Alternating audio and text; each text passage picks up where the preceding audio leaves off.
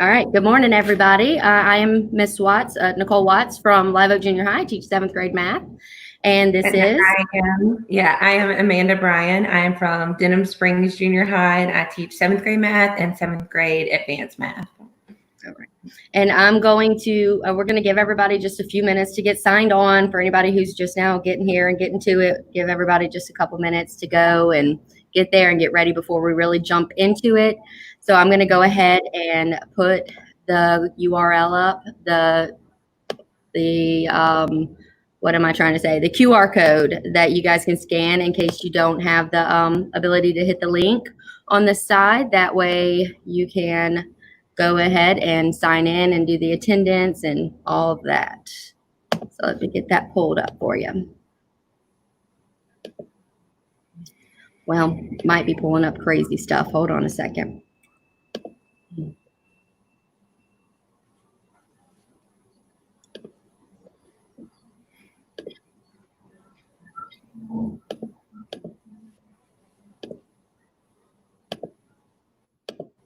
There we go. So you can either scan the QR code over here to be able to do your attendance, sign in, and have your chance to win a door prize. Or I also put the link in the chat on the side, so you can click on that and go to it as well. And good morning, everybody, and all the chats. I'm watching you guys. Good morning. Welcome. So you are entering the virtual do's and don'ts of, the do's and don'ts of a virtual classroom. We enjoyed our time summer school learning, and we're ready to share with you guys. Okay.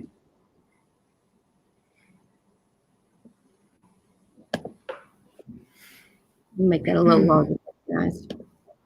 Nope, that covered it up. There it is. All right, you ready? Let's do this. All right, so today's agenda is we're going to look at what it's going to be like for the first week of lesson plans in a Google Classroom, tips and tricks, the do's and don'ts for virtual summer school, and virtual platforms through a student's perspective. We would have liked to have everybody sign on to Zoom and us do this a Zoom way, and you guys could actually see what a student would see when you do it with Zoom.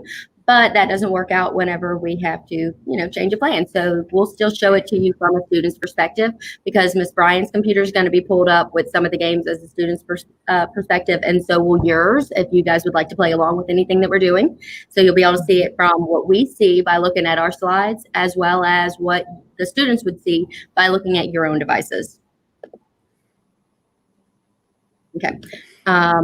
We are going to show a video real quick that Miss Bryan made going through the Google Classroom.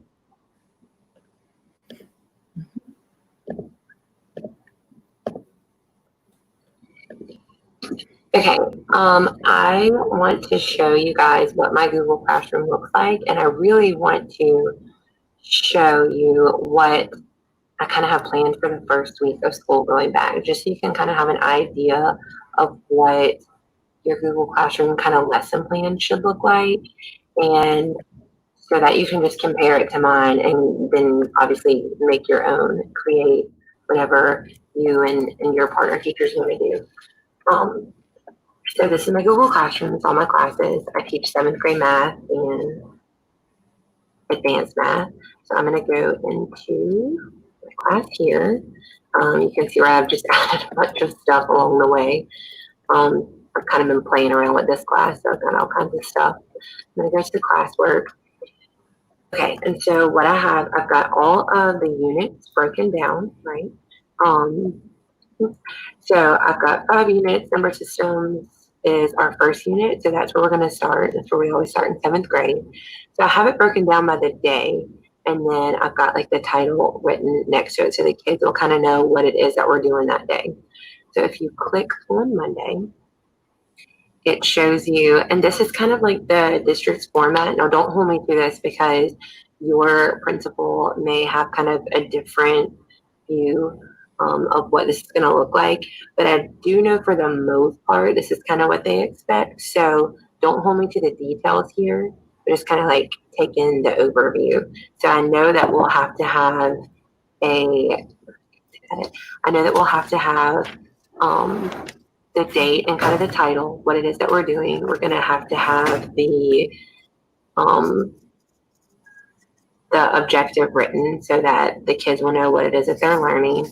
And then we'll have 3 pieces. That's an instruction piece, a practice piece, and actually this is to say assessment piece. Okay. So the instruction piece can be a bunch of different things. For Monday, I actually have an ed puzzle video that I found for absolute value and additive inverse. It's like 3 minutes long because it's really just vocabulary. And then I also have an interactive notebook, a digital interactive notebook that is fantastic that someone shared with me that I will share all the details with you guys in a second. So I wanted to show you how to take an edit puzzle video and kind of link it, because right now I have like the instruction details, but I wanted to show you how I'm going to add that ed puzzle. So I have ed puzzle here pulled up. My absolute value, this is my content. My absolute value in additive inverse video is here. So I'm going to click on it. I'm going to come to assign. And then I have all of my classes imported already. So let's say I want to share that with First Hour. So I'm going to assign it to First Hour. Right. And so it should, I'm going to click on share assignment because I actually want the link because I want to be able to put it where I want it and not just on the stream. So I'm going to copy my link here for them. And then I'm going to go back to Google Classroom. I'm going to add the link, and then I'll just paste it here. So that way, it will be easily accessible for them. So they'll see my instructions, and then they'll be able to actually click here and go straight to the video where I want it to link back to Google Classroom so that I can see how they did on it. The practice, we use IXL at Denham Springs Junior High where I'm at. I know not everyone has access to IXL. IXL is fantastic if you can kind of talk your principal into it. I know right now that the district is not in a place where they can purchase it for everyone. So it may be something that you want to discuss with your admin or your principal. I know that they do 30-day trials. So maybe something you want to try out with your kids and see if it works. And then kind of pitch it to your principal and see what happens there. It's fantastic though. I actually don't have that link here, so I was going to show you. I can add, and I'll add a link, and I just know it's ixl.com. So I type that in, add link, and then there's my link there for them to be able to click on. So that would be my practice piece. Practice can be anything. It can be Kahoot. It can be it can be an ed puzzle video because they are actually going through and clicking. And you are assessing them and it's telling them whether they're right or wrong. So I feel like that's super important. It can be a workbook page that you kind of embed into Google Classroom and they put in text boxes so you can go back through and check their answers. So there's a bunch of different ways to practice. My assessment every day, and I do this even in my classroom, like non-virtually, we do a quizzes every day at the end of the hour. They know when quizzes happens, class is about to be over, and they get to see whether they understood or didn't understand the content for the day. So I plan on continuing that, and you can see where I have my quizzes here. Alrighty, so I'm going to save that. I put the due date as Monday at 4 o'clock. So I kind of want them all to get it done before 4. Obviously, my group A students will be there, so they will have it done because they will be with me all day on Monday. But group B will need to get it done before 4 o'clock. So, and that's, I'm learning. So if I'm seeing where they're, not getting their stuff done before 4 o'clock, maybe I'll move that back. I don't know. We'll see. Hopefully they are though. Okay, so that's saving. So then that would be Monday, right? So that's where we're going to start. So Tuesday, I kind of have the same idea going. So I've got the objectives. I added actually a bell ringer. We do an IXL project. So I would have them work on that for a few minutes. I go into the instruction piece and notice I'm using those same emojis so that they know like, okay, I'm going to see this every day. This is my instruction piece. So I'm going to have them complete the iReady video, which I like to start every lesson with. Even if it's too much material, I kind of just want them to go through it so that when I start talking about things, they'll kind of be familiar with what I'm talking about already. I'll have the practice be a Kahoot. And then again, that assessment piece would be a quizzes. And I've got all their links already linked here for them. And then again, that digital notebook that I'll talk about in a second. All right, so that would be Tuesday. So then Wednesday, still with the same objectives, I'm adding positive and negative integers. On this, you can see I kind of added a review. What I like to do is if they don't make an 80% or above on the quizzes from the day before, I like for them to review it in a small group setting. Obviously, that's going to be very difficult for them to do if they're not with me in the classroom. So what I plan on doing is taking Screencastify, going through the quizzes, going over it, and then taking that video that I create, going over the quizzes with Screencastify and embedding it into Edpuzzle and kind of putting those questions back in so that they have a second shot at it with me explaining how to do each one, if that makes sense. That was a lot just then. I can share a video that I made doing summer school and kind of show you what that looks like in just a second. So then again, the instruction piece,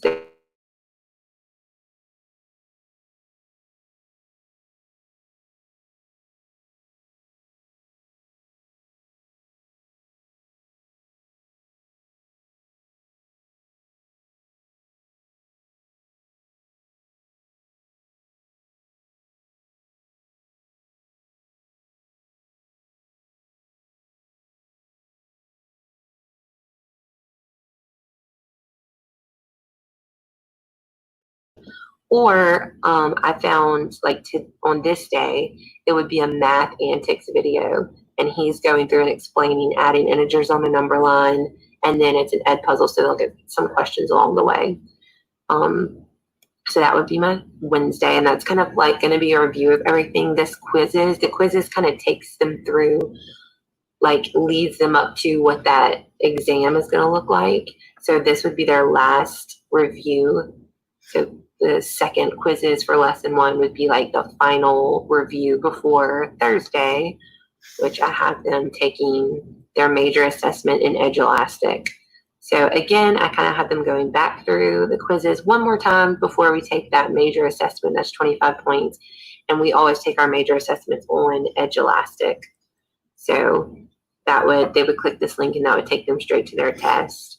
And Edulastic, if you purchase the premium version, it actually has where you can lock out where they can't see anything else on their screen but the test. So that will be helpful on them trying to cheat or to look at anything else. They can't actually click around because you can lock out everything on their screen. Now, obviously, I don't know what testing is going to look like this year with A group and B group. I would like to have them all test on the same day. I don't know what testing is going to look like at home. So that's going to be a learning curve. But it is what it is at this point. And then Friday, I would start lesson 2. And so I would just click create, click reuse post, and I'd probably go back and click on like Mondays just to kind of have everything pull back up. And then I would just change everything for Friday. So everything's kind of there. My links are there. I may have to get new links, but this would be Friday the 14th. I would obviously take this out. It would be subtracting. And then I would go through and change everything for Friday. So that is kind of what I'm thinking for lesson plans as far as the week, that first week. So hopefully that gives you an idea of what your lesson plans might look like, or just so that you can compare it to someone else's if you were kind of thinking along the same lines. And in just a second, I'm going to share a video that I made on Screencastify so that you can kind of see what the instruction piece when I do it might look like. All right, guys, so that's just walking you through what our Google Classrooms kind of look like. So we have a question. It says your lessons are Thursday, Wednesday, Tuesday, Monday in order. Is there a way to fix it? I can see students starting on Thursday and not on Monday. Okay, so Rachel, what you can do is you can move the days up and down. Like if you actually click on it in Google Classroom, you can like move Thursday down so that it's at the end. The only thing with that is you're going to be moving down through a whole lot of days as like the days just keep adding on, if that makes sense. So I probably I had that up there just for you guys to see so that I could create that video. But honestly, I would add the assignments one day at a time. So they would only see Monday. And then I would schedule the assignment for Tuesday to roll out on Tuesday. So when they're logging into Google Classroom, they're going to see the latest assignment that I want them working on. And then everything in the past would be underneath that day, if that makes sense. So I wanted to share with y'all, Nicole, if you'll go to the next screen on the PowerPoint, I wanted to share with y'all the digital notebook. Sorry. There you go. So I am in a group on Facebook. It's called Middle School Math Teachers. You can see there's 15,000 members from all over the United States that are in this group.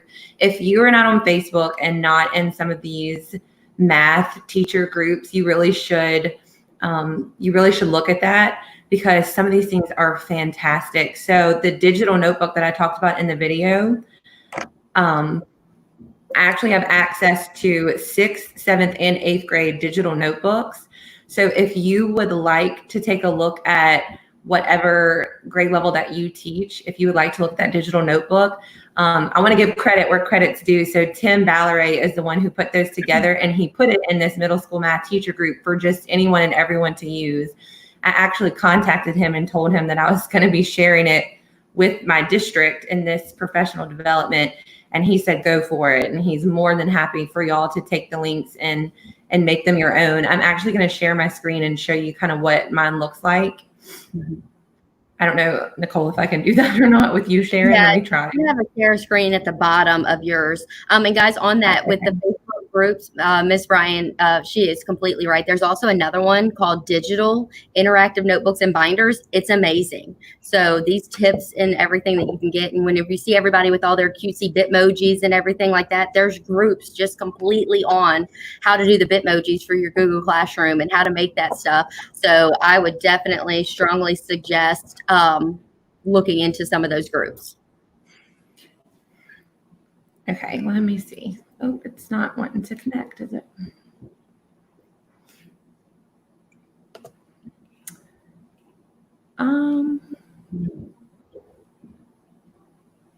Not sure what's happening.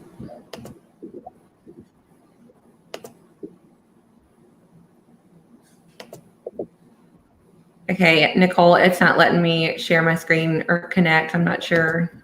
What, let's see, it's supposed to be sharing it. It might be something with the internet working or something. What are you trying to share? Maybe I can pull it up on my end. I can't that internet. No, I have it on Google Classroom. Just keep rolling, and if I can get it to work, I'll come back to it. Okay. But again, y'all, just if you want to just email me if you want to look at those interactive notebooks, I can send you the link to, like I said, 6th, 7th, or 8th. And he actually mentioned working on algebra as well.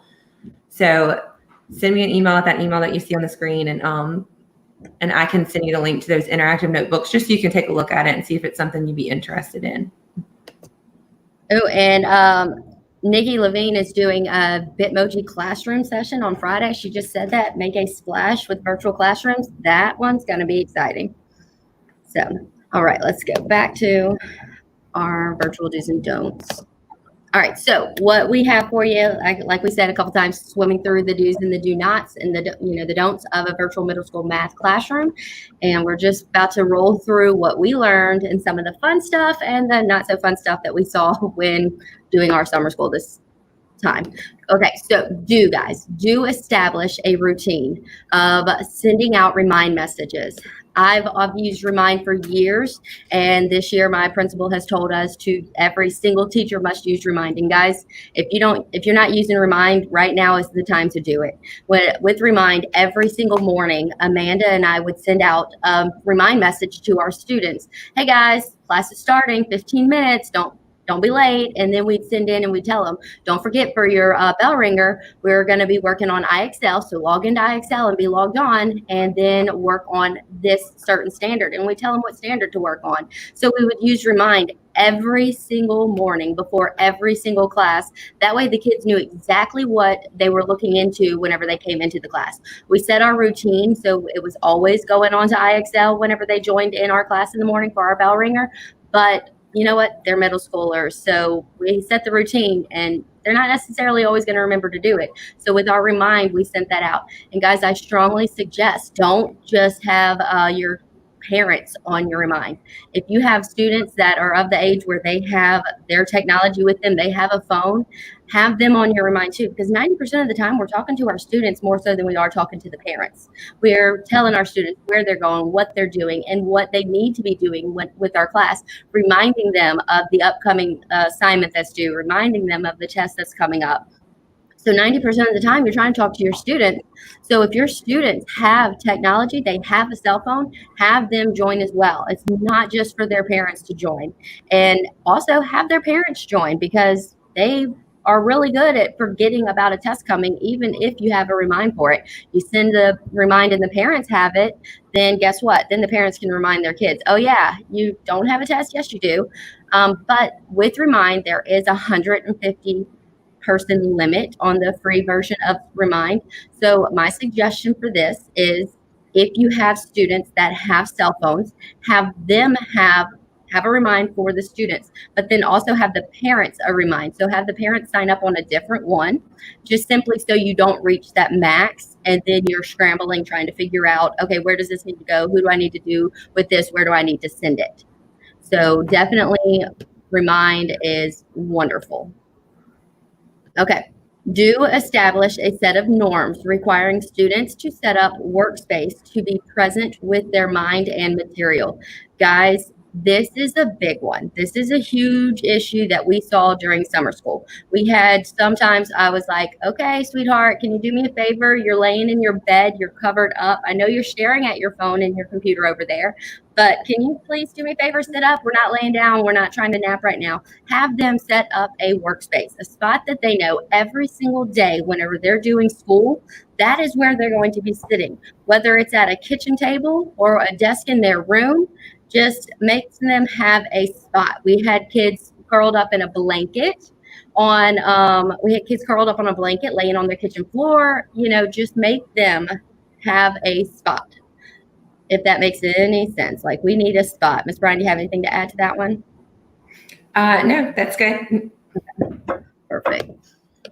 Okay, remind students before each lesson that your whole face is required. We are required from the parish to have their whole face showing. Their face is not their top of their head. Their face is not the forehead. They're very good at trying to just show their ceiling fan, the top of their forehead, 1/4 of their face.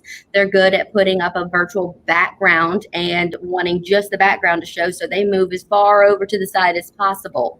So remind them that their whole face is required, and set this up from the beginning. Set the face being required from the very beginning, because if you don't set it up from day one and make them do it from day one, they're going to slide around trying not to do it.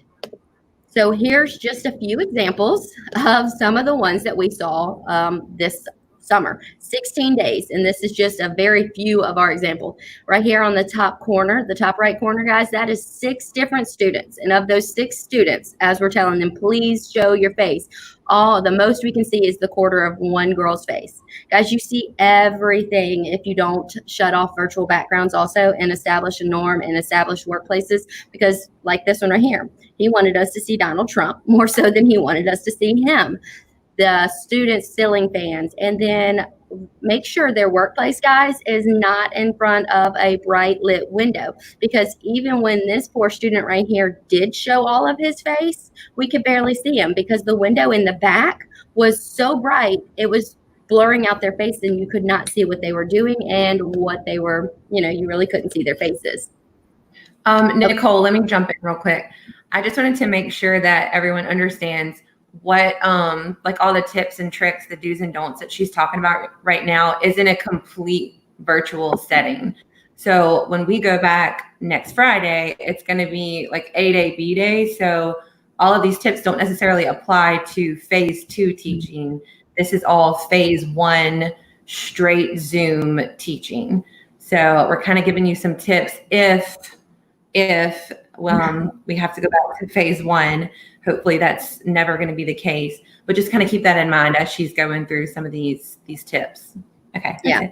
And she's absolutely right. Now, a lot of these tips do work for phase 2 as well. But when we're talking about show your full head, show your full face, find a workspace, guys, that is definitely for full phase 1, because we were Zooming with these students every single day. And right now with phase 2, you won't be Zooming with your students, especially not every single day. So some of these are 100% for phase 1, and some of them are for mixes of everything. Okay, do this right here again is another one of the 4 phase 1 if you're on Zoom, or even phase 2 or 3 if you decide to Zoom with the students that are at home, your C students or anything for some reason, which I'm not sure if many people will with phase 2.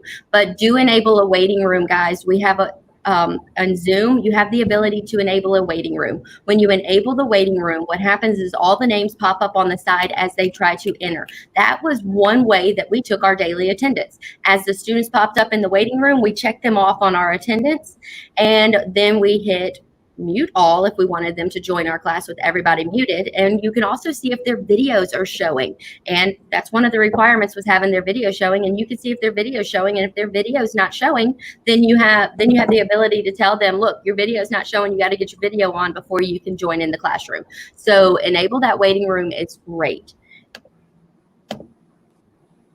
Okay. Do check attendance frequently, guys. Constantly, we were doing our Zooming, we were talking, we're going, and we're doing our classwork, we're teaching, we're going. And then at the very end, it's like, okay, everybody log on and do your quizzes, because we would do quizzes at the end of our class. And then I'm going, okay, where are you at? Are you having problems signing on? And then I noticed, oh, wait, you left our Zoom.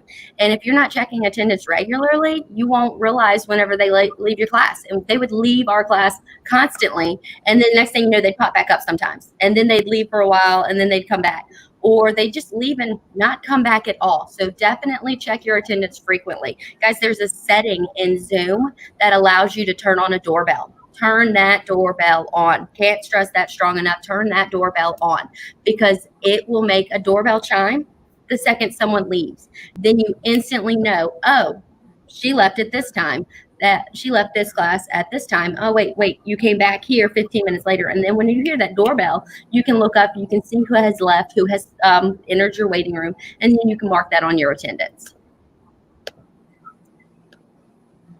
Okay, don't allow students to share their screens in Zoom unless you have established norms and expectations of what that will be like.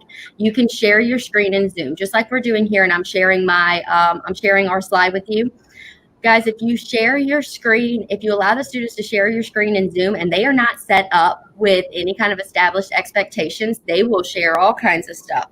They will share whatever the last thing they were looking at was, and we don't necessarily want to see whatever the last thing they were looking at was. They will share SpongeBob. They will share anything just to get it off of class. Just like in the regular classroom, if they can share something that's going to change the topic and get you off topic for a little bit, they're going to. But on a computer, if they can share something, they've got the world at their fingertips to share. So definitely do not enable that until you have your expectations set, or just keep it off at all times if you don't ever want your students to share. So that is definitely one that will get you if you don't have it enabled. Do not allow students to share their answers publicly if you want a true formative assessment. That is another big one that got us.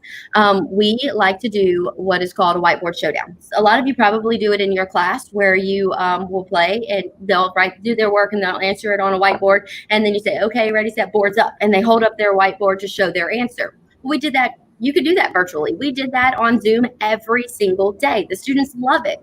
What the problem is just like in a classroom, but a little bit more so virtually, they would wait, and the second somebody's answer would pop up, like as soon as they show their whiteboard and they have A, they write A real quick and they throw their whiteboard up. It takes them minutes, a day max. to learn who that kid is that they want to find the answer to. So instead of them doing their work, oh, as soon as this person puts their answer up, I'm going to copy their answer. And they just raise their board up. So do not do it publicly. So what we ended up doing is with Zoom, you have the ability to send in chats. They can chat to everyone or they can chat privately. We would tell them to privately send us their answer. So they would do their work, and then in the chat, they would privately send it to Amanda or myself, and they would tell us their answer in the chat so nobody could see it. Those students who try to send it to everyone, then the second somebody sees it pop up in the chat, guess what? Everybody starts typing it in the chat. So have them send it to you privately. Then you have a true assessment of who's actually doing the work, who actually knows the answer. And then have them do it on their whiteboard still. And then whenever you see somebody who has it right, you could say, hey, show your whiteboard so we could show the class how you did your work. Show your whiteboard so we could show the class how you did your work. Or let me see, you didn't quite get the answer right. Let me see your whiteboard so we could see where you went wrong and you can guide them in the right direction. So they can still have the fun of doing it on a whiteboard, but it's a lot easier for them to copy somebody else's answer on a Zoom setting with their whiteboard than it is in a classroom. Because in a classroom, they have to turn their head and try to see the boards. On Zoom, that answer's popped up right in front of them. Okay, do prepare yourself to use many platforms to engage students on a daily basis. Students are very distracted at home. You only think they're distracted in a classroom. In a classroom, they're only distracted by the cinder block walls, whatever you might have on your wall, and the other 28 kids that are in the classroom. At home, they're distracted by everything. They're distracted by what TV show that their mom's watching in the other room. They're distracted by the fact that somebody's in the kitchen cooking. They're distracted by the fact that their PlayStation controller is staring at them, and they're just determined, oh my gosh, I've got to play it, I've got to play it. So do use many, many different platforms to try to keep them engaged, to keep them as little distracted as possible. If they know that their favorite site is coming up or their favorite game is coming up, they're motivated to play along. We would, over summer school, we did Kahoot a lot. We did quizzes a lot. We did IXL. I mean, actually, I say a lot. We did them every single day. We did quizzes, IXL, Kahoot every single day, and Quizlet Live, just many different platforms, everything to keep them happy, motivated, and going. Okay, do employ some platforms for formative assessment of the day's lesson, like an exit ticket. So every single day, guys, at the very end, we would do a quizzes. And the students knew at the very end of the day, quizzes was coming. And once they finished all of their work, it was, okay, here's the code for your quizzes. Jump on, do your quizzes, and then have a great day. You wonder, okay, well, how do I use an exit ticket virtually to figure out where to go with it the next day? Well, every single day, Amanda and I would look at their responses on our quizzes, and based on their score would determine what we would do the next day. The next day, we would break out into 2 groups based on their score. Amanda would take the groups of students who scored 70% or higher, and take them in a breakout room on Zoom, and they would play Kahoot. And it wouldn't be all math related. Sure, it would have a little bit of math in it, but it would also have some trivias like movie clips, song clips, what type of shoes are these, who is this actor, who's this YouTuber, and multiple different like fun things for them. So that way they would actually focus and pay attention on the quizzes, because with summer school, we didn't put it in for grades because we didn't have a grade book for them. So the only way we could keep them motivated to not just click answers and move on to be done with it was to be able to reward them the next day. We got a true picture of how they were doing and what they knew, because the next day we rewarded them, because if they got a 70% or higher on it, they got to go and play a Kahoot and play a trivia game with Amanda. Those of them who scored below 70%, they stayed in a room with me, and we went through the quizzes question by question, and I retaught it to them, and they got more in depth. It's kind of like your differentiated learning right there. You could do differentiated learning even when you're in phase 1 and on a completely virtual platform, because that's what we did. We took them and we broke them out. Like, okay, you scored this high, you're going to get rewarded. You're going to do this. It's still going to be math related, but it's also going to have some trivia. But you guys scored lower. You're going to come over here. A lot of you have tables in the back of your room where you would take your students and you work with them one-on-one. It's not at a table. It's 6 foot socially distanced, but I was able to work with them one-on-one on any of them who scored lower than that. So what we're going to do is we are actually going to do a quizzes with you guys. So here's our suggestion. If you have a second device, pull up your games that we do with you on your second device. If you don't have a second device, it works perfectly fine on here. You're just going to have to shrink down what we're seeing. You'll still be able to hear us. You just won't be able to see what's on our screen because you'll have to shrink it down so you can see it on your screen. If you have two devices, it's good because you can keep us up on one screen and then pull the quizzes up on the other. So you can go to joinmyquiz.com, or you can download the app if you have it on a phone. So you can go to this site right here, joinmyquiz.com, and I'm going to give you guys a code for it. That way you can see what it's like. And I'm going to pull it up. I'm actually going to pull up quizzes on my side. I'm going to share that screen with you guys real quick so you can actually see what quizzes looks like on a teacher side if you've never done quizzes before. So I'm going to stop sharing that real quick, and I'm going to share this. Okay. So right here is what quizzes looks like on a teacher side after you already have it created. You don't have to create one. You can just search and find one.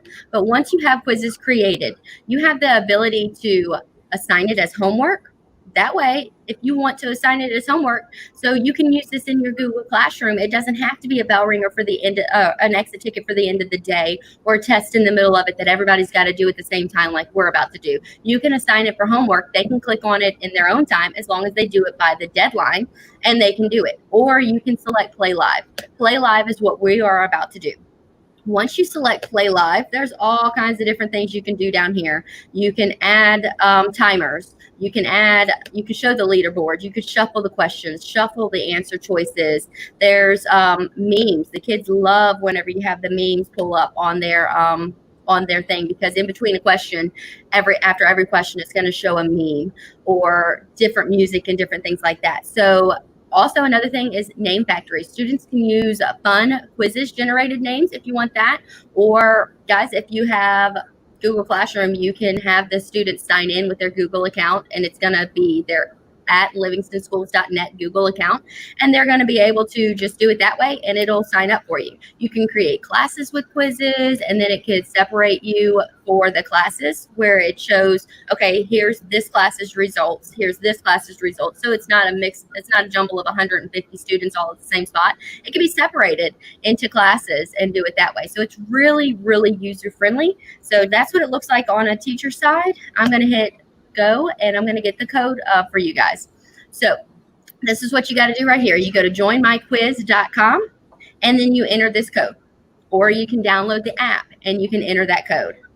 So I'm going to give everybody a couple minutes to get that going so you can see what that's like from a student side or as well as from the teacher side. So if you can see my screen, that's what you're seeing on a teacher side. And then what you see on your screen is what you're going to see from a student side. We are being told, okay, so split screen allows you to see the video and the quizzes too. That's a good idea. If you're doing it on a computer, then you could split your screen and you're going to be able to see both of them. We had a lot of students Zooming and doing their virtual classroom on a phone. Don't let them do that. Don't let them do the virtual classroom on a phone only if you have to go to phase one, because that was nearly impossible to ever keep their face on there at all times, and they weren't able to do that good advice that we have right there from Christy with the split screen. You can split the screen and then they'll be able to see both of them, which split screen is going to be great for Kahoot as opposed to this right here. You don't have to actually see my screen as a student. It just works better letting you guys see it as what the teacher sees. Yeah, split screen is definitely going to have to be something that you go over with your students and show them how to do when they're in the classroom with you, because that's a great tool to use for these platforms. All right. I'm going to give you guys a couple more seconds. And in my classroom, we have motion detector lights, so they think nobody's in here, so they just went off. So I'm going to go move around so they come back on. So give me 1 second.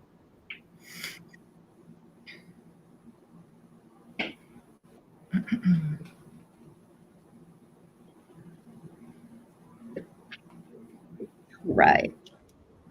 So we got 4, and I'm going to give everybody just another minute just in case people are trying to sign on with it right now. And then we're going to go ahead and go. That way we can move on to the other fun things that we have.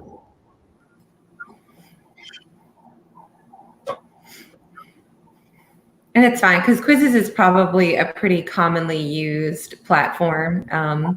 If you've been teaching a while, you've probably used it at some point. This is really just for our newbies to make sure that they see this fantastic tool. It is great for formative assessing. I use it every single day at the end of the hour. It's really great for the kids to know, like, whether they understand the content or not. Rachel, you actually don't even have to join or log in to Quizzes to do this. If you go to joinmyquiz.com, you should be able to just enter the code, and then you don't have to even worry about logging in to do it. So, all right, give everybody about 30 more seconds, and then I'm going to hit start on it.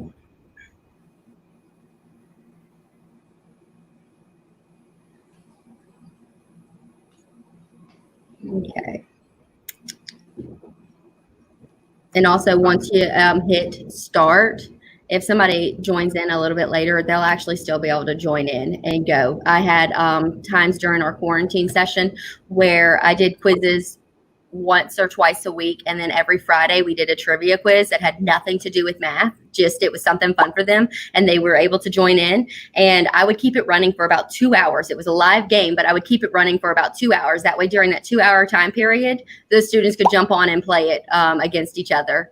And although some of them, even though it was live, some of them played it as soon as I hit go. And then some of them, it was an hour or two later. So I'd keep it up for about 2 hours. That way, anybody who wanted to join in and do the trivia, because they really enjoyed getting on and just doing the trivia for it. So, all right. So now on a teacher standpoint, when you hit start, it gets it started, and then it's going to just show the leaderboard over here.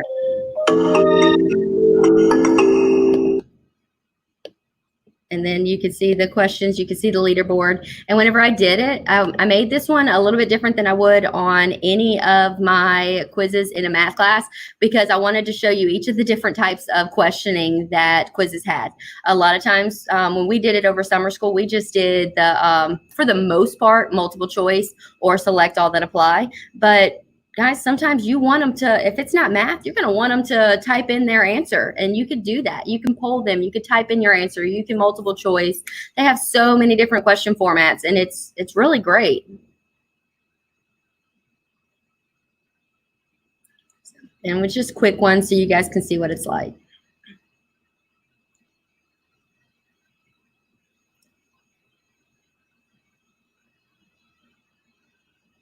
Oh, and another thing, I did say I would keep it running for 2 hours, but the way I kept it running for 2 hours is I would sign in for myself to play a game, and I just wouldn't finish it. Because if everybody who's on it at the time that you start the live finishes it, then it's going to stop once everybody submits their answer. I forgot to give that advice. I would sign in either under my name or one of my kids' names, and I would just hold it there, and I would not complete it. I would not do the answers. That way it did not finish on me, because as soon as everybody's done, that live game will actually stop for you. So just always had a backup. That way it wasn't finished. You know, that way it wasn't able to close out on its own without the other students being able to wake up and do it for them.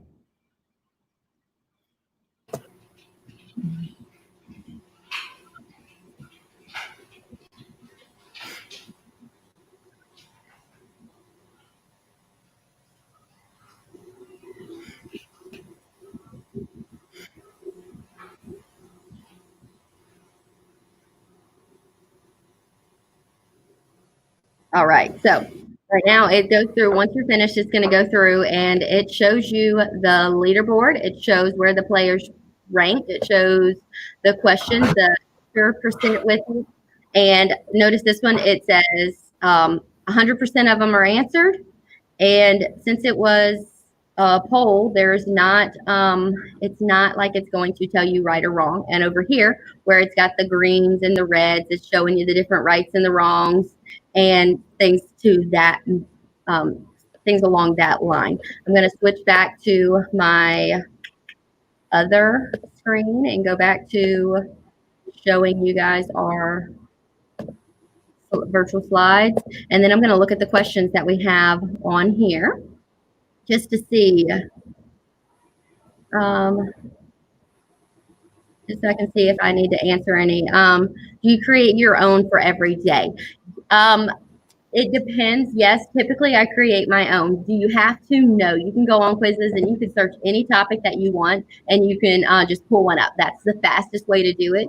But most of the time I create it based on what I did for that exact day. I would take questions that we did in the class and I'd use the almost exact same questions and just change them around. That way it would go with what we did for that exact day. But sometimes, honestly, you're busy. You got a lot going on. Sometimes I would just type in and I'd say ratios and proportions. Ooh, 15 questions. That one looks good. I'd zoom over it real quick to make sure I liked it. And then I can click and use it. You do not have to use the same one every single, like you don't have to create it every single day, or you can. Yes. Absolutely. Just play with I do, just to kind of give you an idea, like we use Ready Math and it kind of drives our quizzes every day. So we know we're going to give that lesson quiz at the end of the week or at the end of the lesson.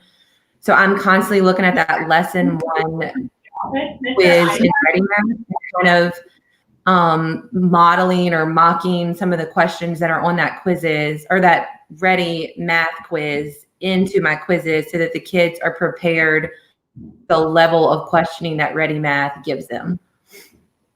So I guess you can say we are creating our own quizzes, but we're kind of like, it's all tailored towards Ready Math, if that makes sense. Okay. I also see that it said that we have some that say that it says you need to be registered to play this game. We had students constantly telling us things such as that, like it won't let me log in, it won't let me register, it's not this.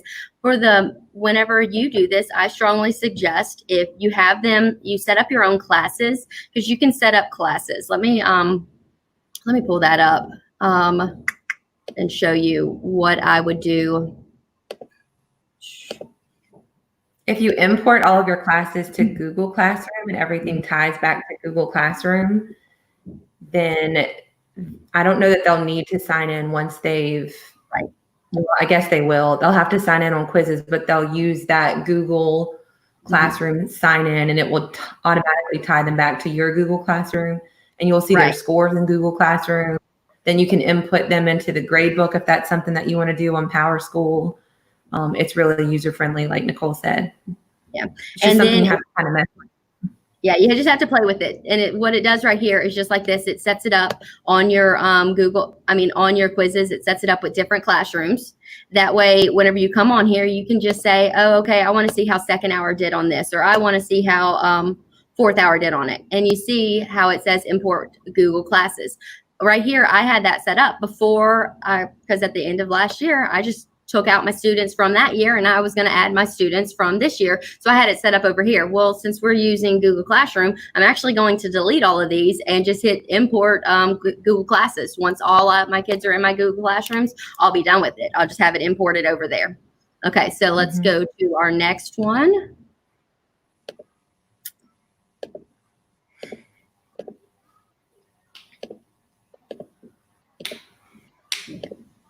So like we said, that we use Kahoot as our Zoom breakout rooms, and we use that for differentiated instructions.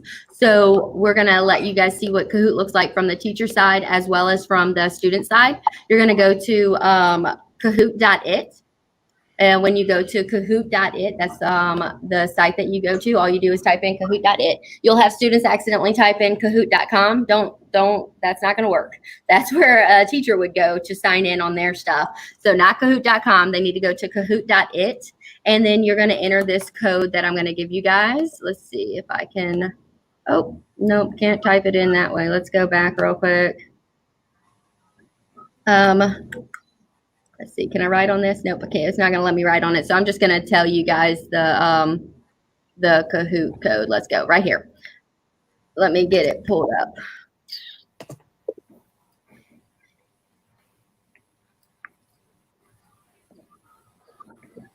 Okay, when you go to kahoot.it, you enter this code 884317. and then it's going to pull up your players. We're only going to wait just about like 1 minute to let people join in on that. Also, you have the app. If you want the app, you can download the app and do it that way. But whenever you go to Kahoot.it, your student goes to Kahoot.it, it's going to say join the class. You hit, and it's just going to tell it instantly. It just goes to enter your code. You enter the code, and then they get to play it. So we're going to give about 1 minute for people to sign on to this so you guys can see our Kahoot real quick and see what Kahoot looks like from a student standpoint as well as from a teacher standpoint. Now, the one way we had a little bit of difficulty with our Kahoot on summer school was when our students were using their cell phone only, because if you're familiar with Kahoot, you'll know that the questions show up on the teacher's screen only. On this, and the answer choices on the teacher screen only. On the student screen, what they see are 4 different colored blocks or 2 different, depending on what type of answer choices you have.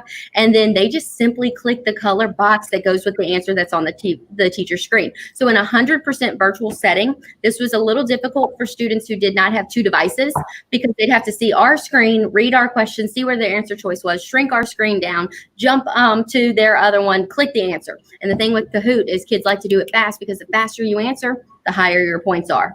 So I'm going to go ahead and hit go on our Kahoot so we can just play it and see what that one looks like.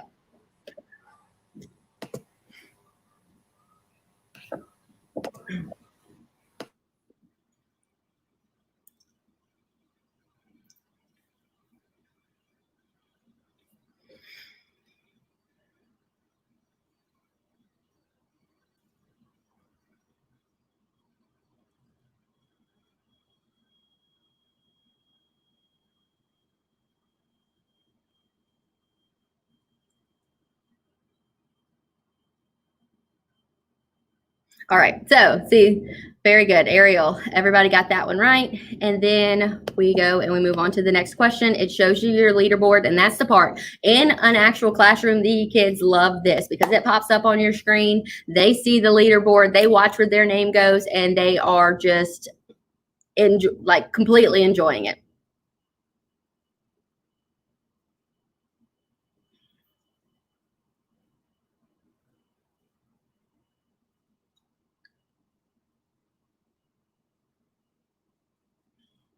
It's also got music that really gets them going.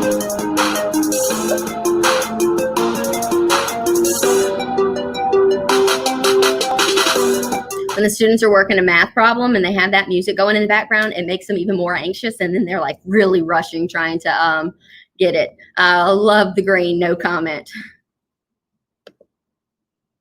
All right, leaderboard, and then move on. So what band is this?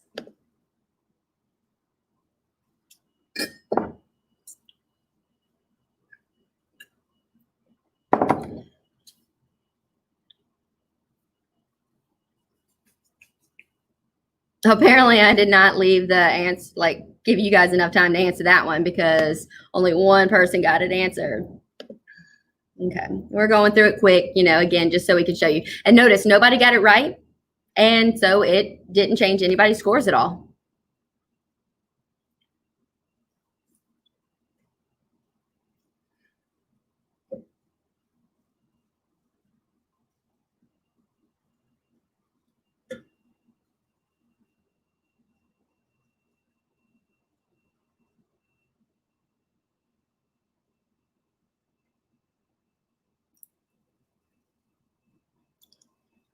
All right, good. Then you watch your leaderboard. And if you have enough questions, it'll show and talk about this person's hit this many answer streaks, highest mover, the person who moved up the highest, and the kids really love that.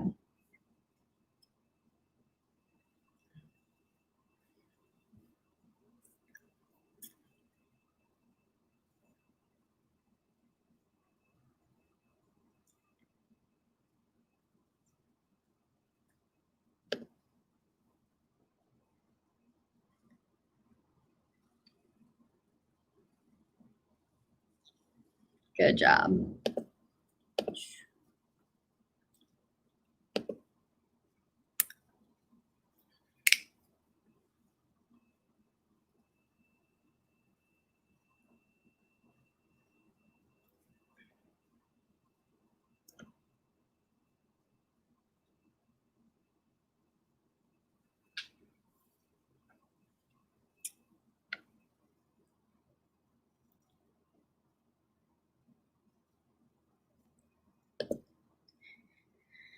And then at the end, it shows you your podium, shows you third place, second place, and first place. And the kids loved seeing when their name was on top.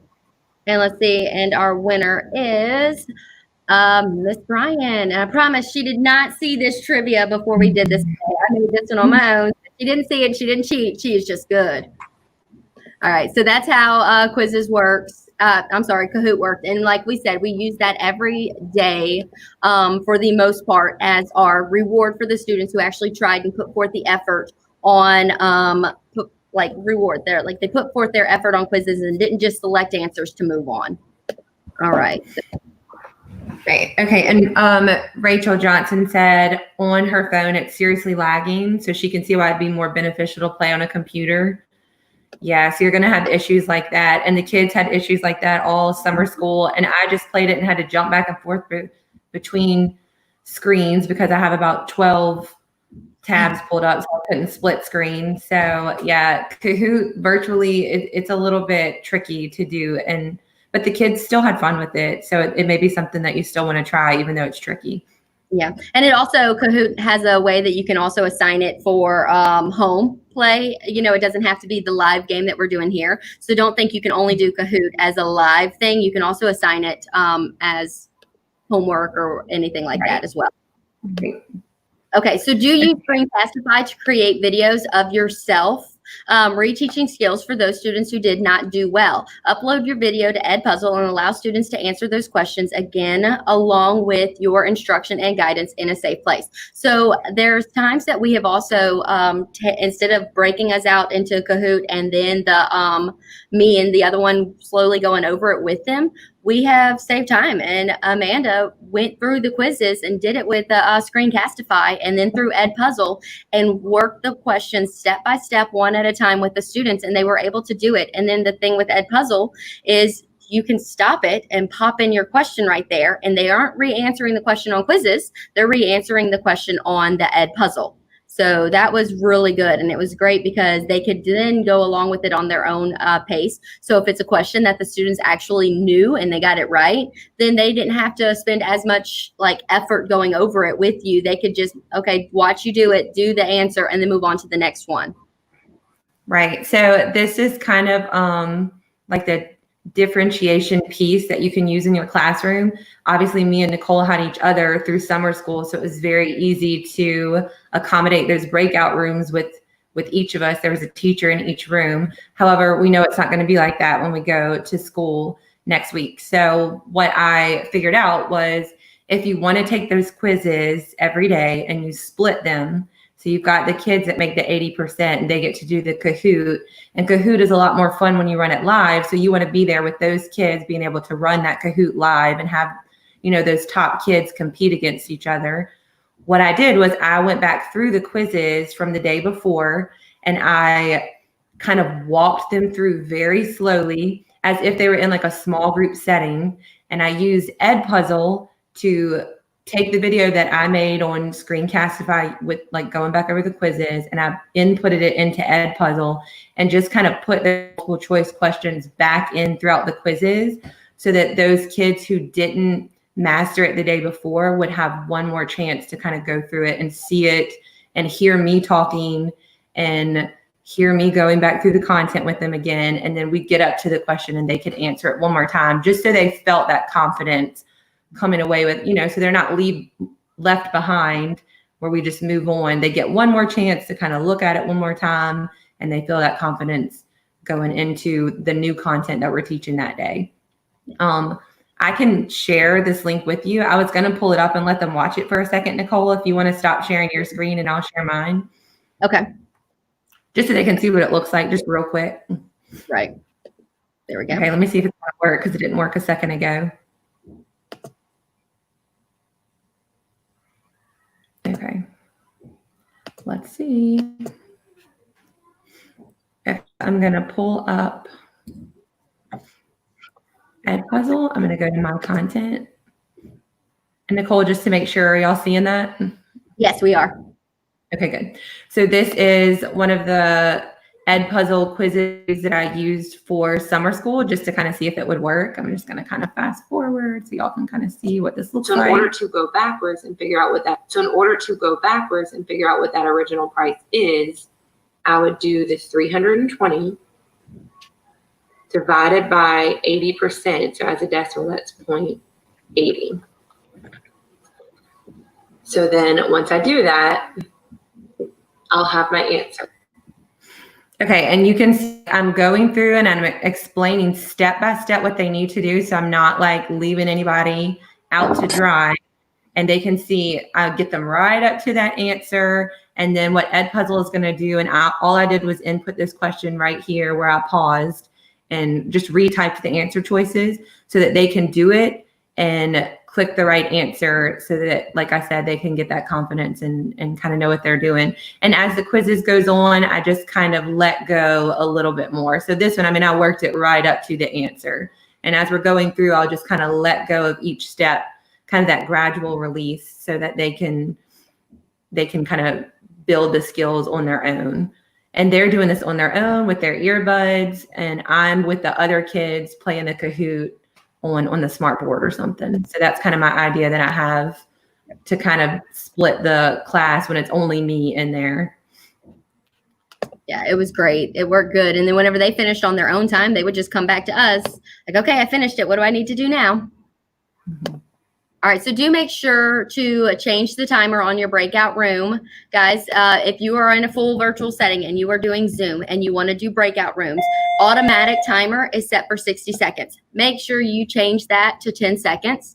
And we learned the hard way that if something is going on in the background of a virtual, of one of the students' homes, the students are not going to just hit the exit room, because you can hit close breakout room. When you close breakout room, what it does is it gives everybody 60 seconds or however much time you give them to come back. We had an issue where I was in a breakout room with students, just working with them individually, and then there was stuff going on in the background that you could hear, and we did not want our students hearing that. So whenever I went back and I told Ms. Bryan, because she was the host of that one, I said, close the breakout room, close it now. Well, it was set to 60 seconds. And guess what? Every single one of those kids stuck out in that breakout room for the 60 seconds instead of hitting leave room now, so they could hear the show going on in the background of the mom that was not too happy with her kid and was fussing at her kid the whole time, because I wasn't the host, so I couldn't mute the mics in the breakout room. So just make sure that you set your timer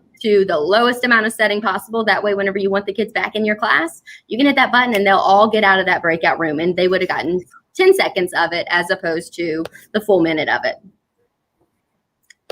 Right. So if we have to go to Zoom, it's just something that you might want to, like, you're going to want to spend a lot of time in that settings tab on Zoom and just make sure that everything that we kind of talked about is enabled or disabled. And then just so that you can kind of have an idea of how you want to run your class, that settings tab in Zoom is going to be your best friend there.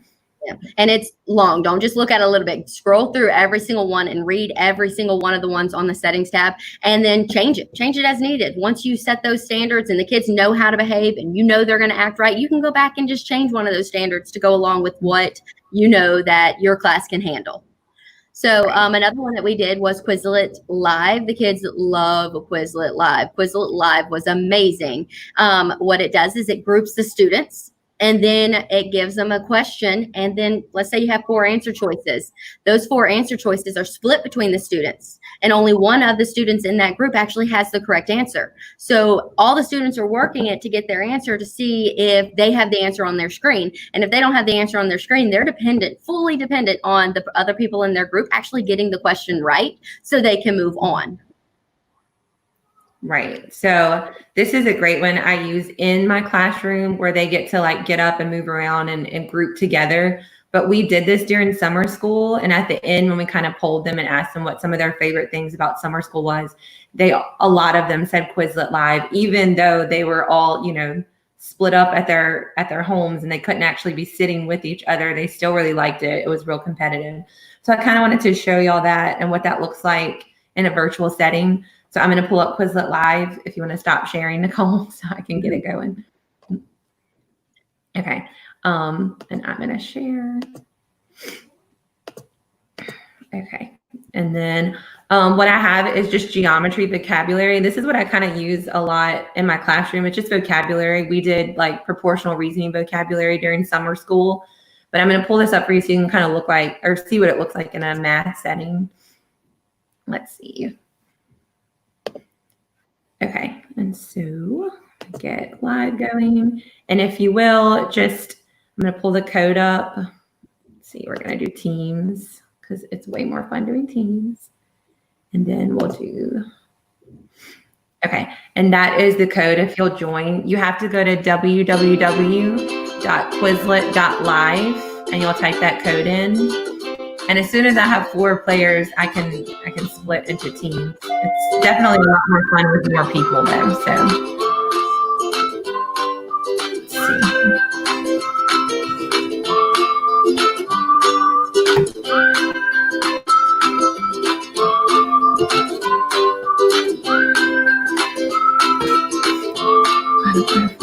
If we'll have enough now that it's 9:30, I'm not sure. We're kind of at that limit in time.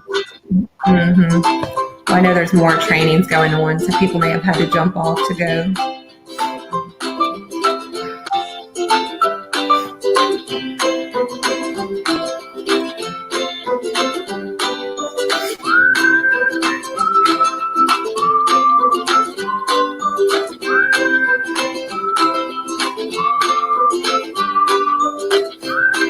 That's more than my phone too, but then more people are joining, so we're good.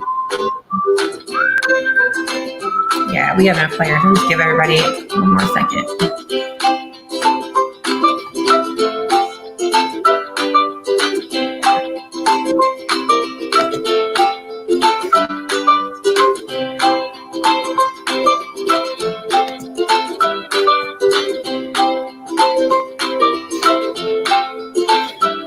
All right, just for time's sake, I'm gonna go ahead and start it. So what's gonna happen is a question is gonna pop up or a definition will pop up on the screen.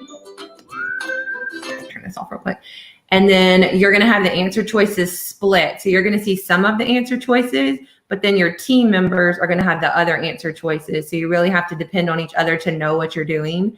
And if you get one wrong, you go back to the beginning. So it's a race, you're racing the other teams to get all of the questions right.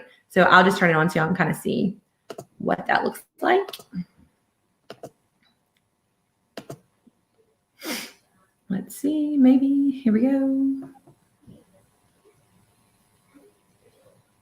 Well, okay, there we go. So it's gonna assign random teams and that's what it does. So we've got the sharks, foxes, and the koalas. And I'm gonna start the game. So a question will pop up on your screen and you choose the right answer if you have it. If you don't, then your other team members have it. So it's a race and you'll see on my screen like who's in the lead.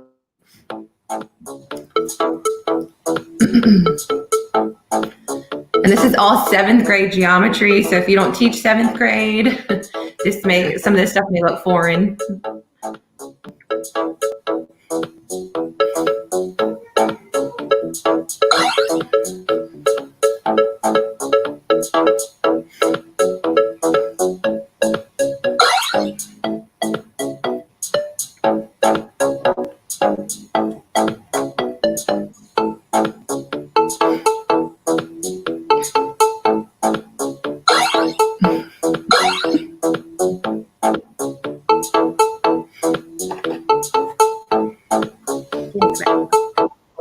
Good old 7th grade geometry. I promise if you haven't seen it in a while, some of these words are like another language. I'm seeing, okay, come on,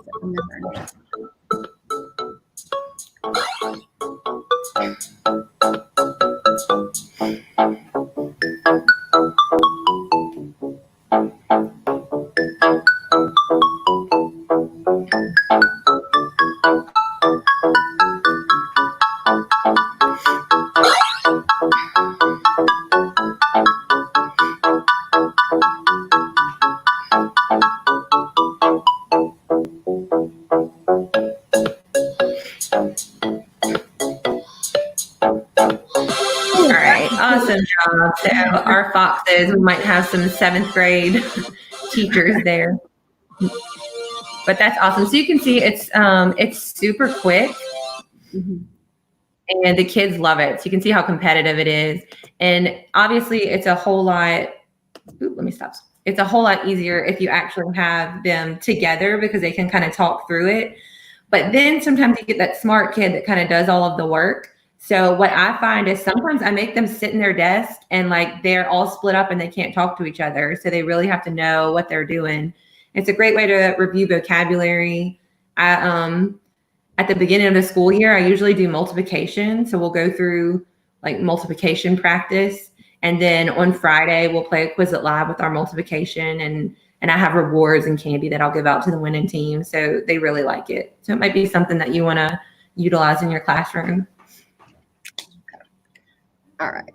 Okay, so do you utilize the Google Classroom like we showed earlier in Amanda's video? So we're going to go with that one quickly. You have to go through the Google Classroom, and you'll be able to view this anytime you want. So if you need to go through what play part of this on again, it'll be on there for you to always have the access to it, and you can watch what she did again and again until you feel a lot more confident on it.